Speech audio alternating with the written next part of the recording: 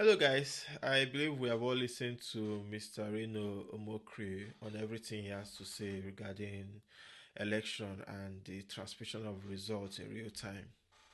A lot of what he said has some sense in it. We might look at it as fact, as he has even asked us to do our facts checks and all that. But I'm here to sway you guys back from where you guys have been swayed to. Mr. Reno is a very intelligent person, but I think he lacks the expertise to speak on this topic. In that regard, he has said a whole lot of things that are not true and definitely misleading to the entire citizens of Nigeria. So before I address this, I'll give you guys a bit of my background.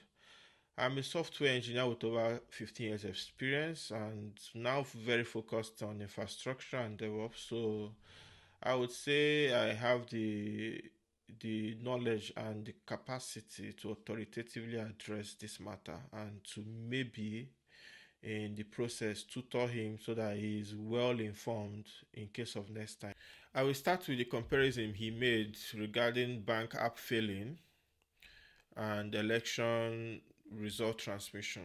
So this thing, I don't think the comparison is the same. It should not even be placed at par together because banks move money back and forth all day for millions of people. Well, election is just one result, once from each polling unit, same internet, completely different problems. And comparing it really is just misleading and is wrong because I also know that for a bank application is two-way where a user sends money expects response, meaning that there's a request you expect a response. So and this is happening in minutes, in seconds, millions of requests all flowing through the internet. That is what I would say is traffic through the internet. But election result is just one way. Yeah, you send results and it's been received at the other end. That's all. You move on. So it's not the same, and we should not look at it as the same scenario. So that comparison is out of line. Really, I don't see any similarities there. That is one correction I've made regarding what you've said. The second correction is that you throw numbers out there. You say 10 million bank users versus 100 million voters. That's that's really another misleading fact.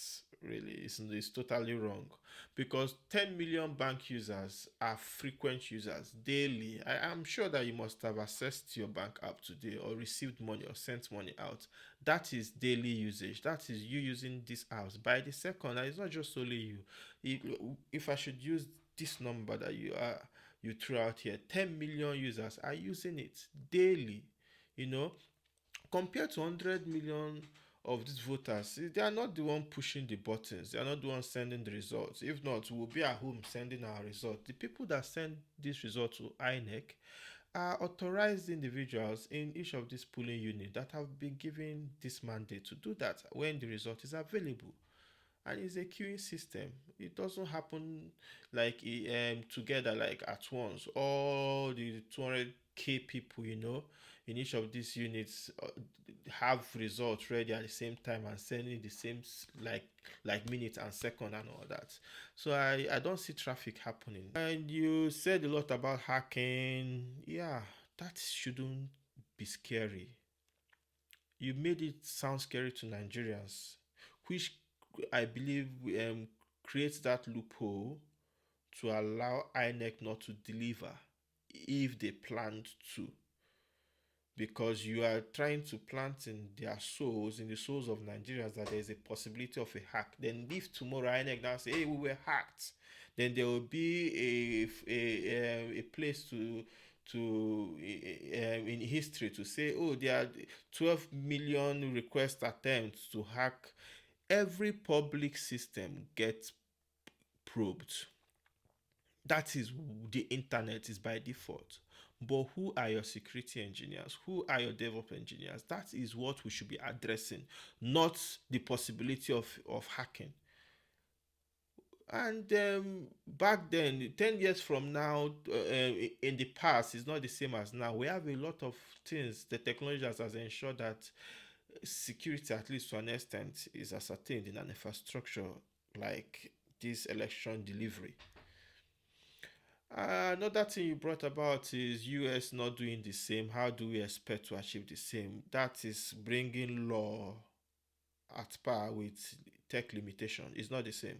So if a country by law says they are not going to do A, you shouldn't be placing it at par with a country that says they want to do A and claims that they lack the capacity to do A.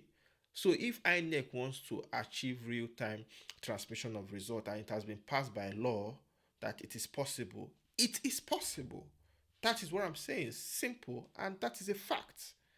And every technology practicing engineer, software engineer will bear me witness that that is a fact.